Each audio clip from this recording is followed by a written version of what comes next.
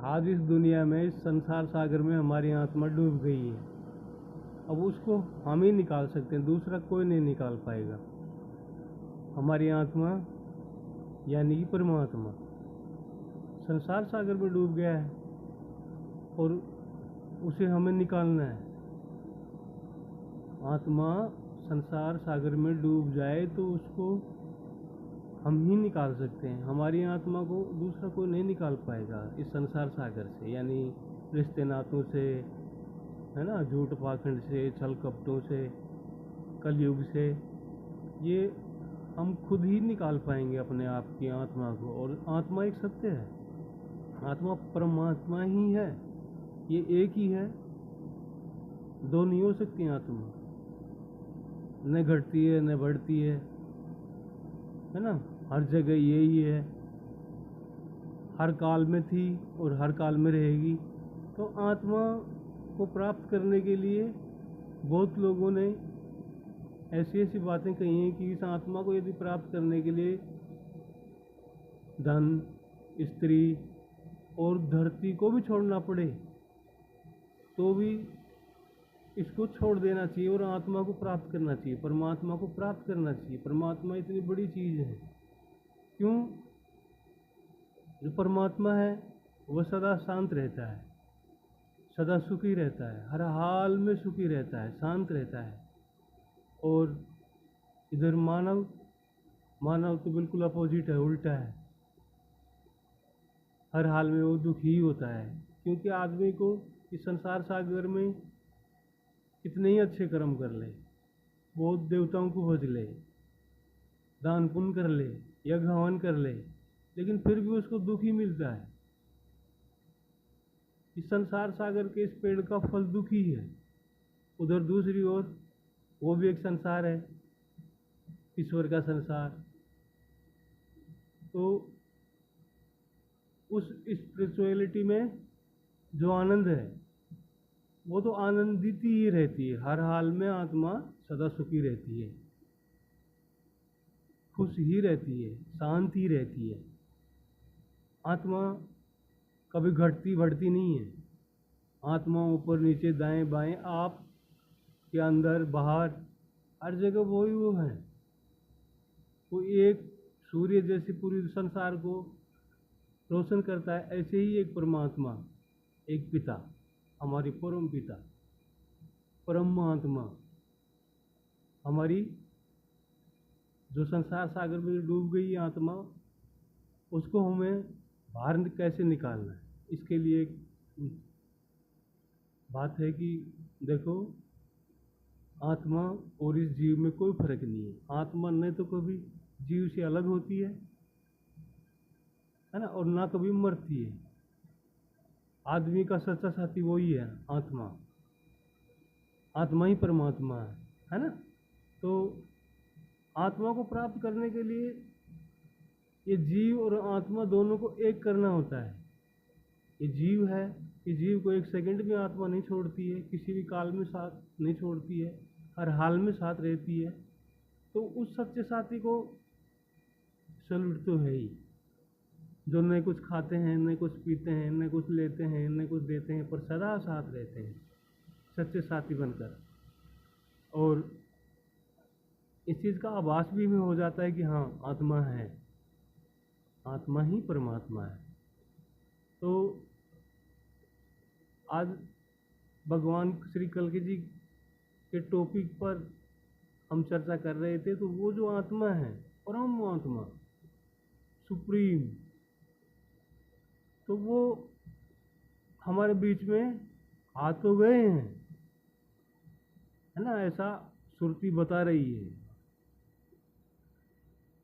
और दूसरा कोई शब्द नहीं, सिर्फ श्रुति बताती है, श्रुति वहाँ तक पहुँच जाती है।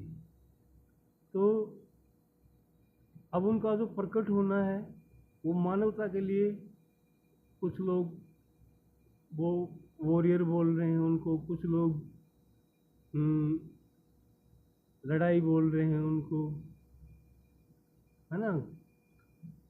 तो देखो, ये जितनी मुंह उतनी बातें हैं, लेकिन असल क्या है, वो इतने ट्रांसफ़र हो जाएंगे इस जीवन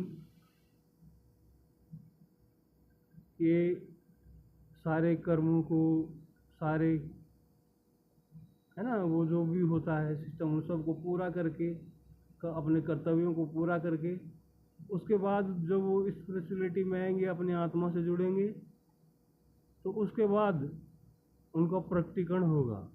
जब वो प्रकट होंगे, हमें ऐसा लग रहा है वो मानवता का ऐसा साथ देंगे। जैसे एक छोटी सी कहानी शेयर करता हूँ। एक पिता ने अपने बेटे को नेगेटिव लोगों के पास बैठा हुआ देखा। जायज़ है, पिता को गुस्सा आया। ऐसे लोगों के साथ कोई बाप नहीं चाहेगा कि जो उल्टी सोच के लोग हैं उनके साथ हमारी औलाद रहे।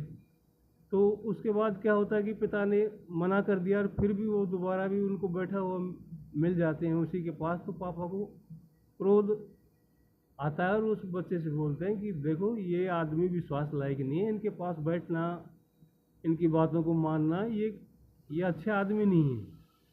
लेकिन लड़के ने कहा कि नहीं पापा, ये लड़का तो सही है, परिवार कैसा भी। तो उन्होंने कहा कि नहीं, ये ऐसी बात नहीं है, तुम विश्वास करो, ये लोग अच्छे नहीं हैं।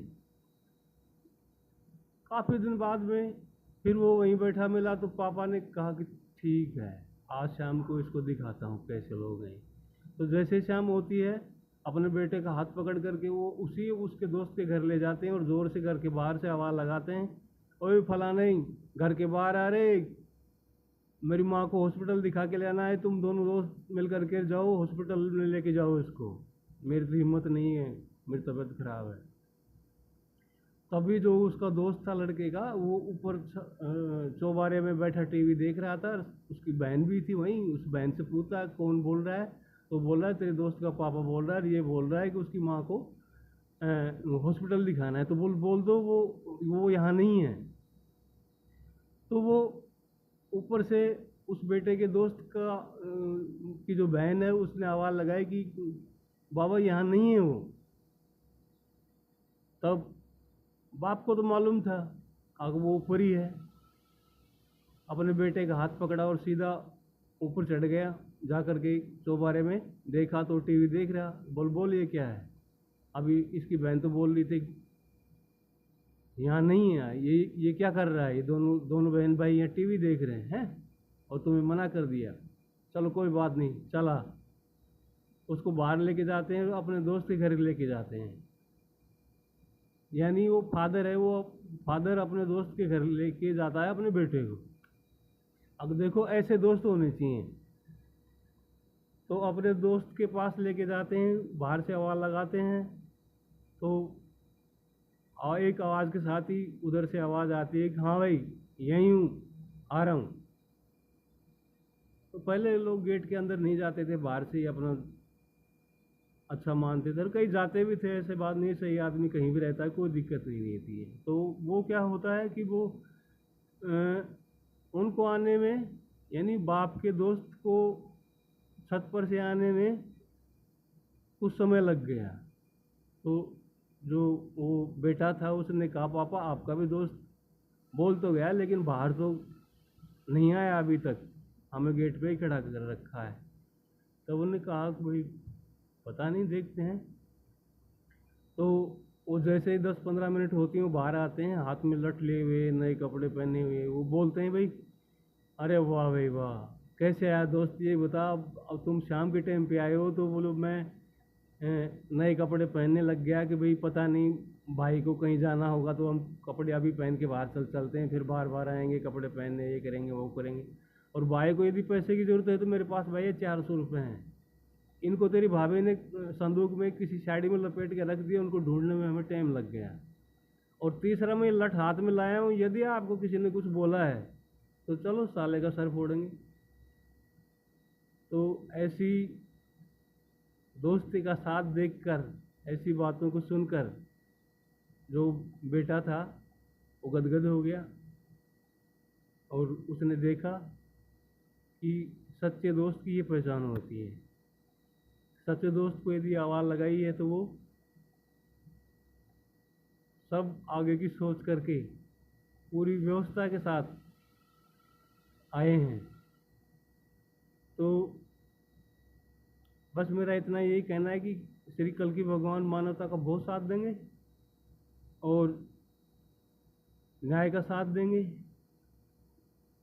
अन्याय पर वो हर समय लड़ते हुए ही नजर आएंगे।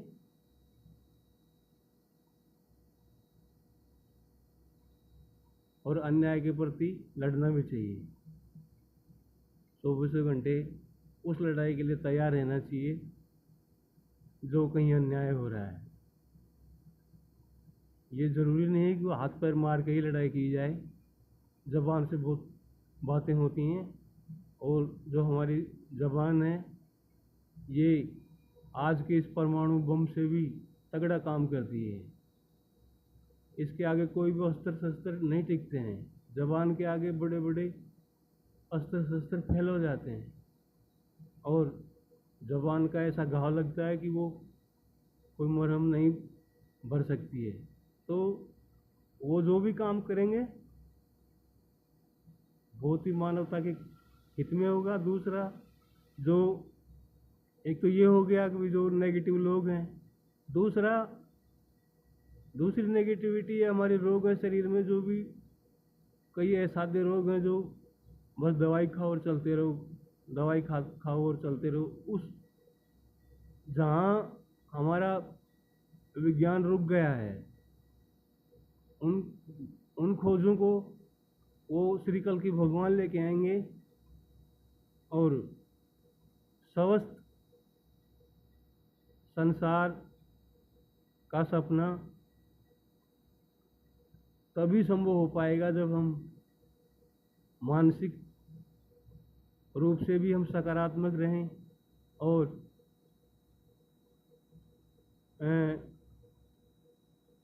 दूसरी ओर से भी हम सकारात्मक रहें, है ना। Thank you. ओके।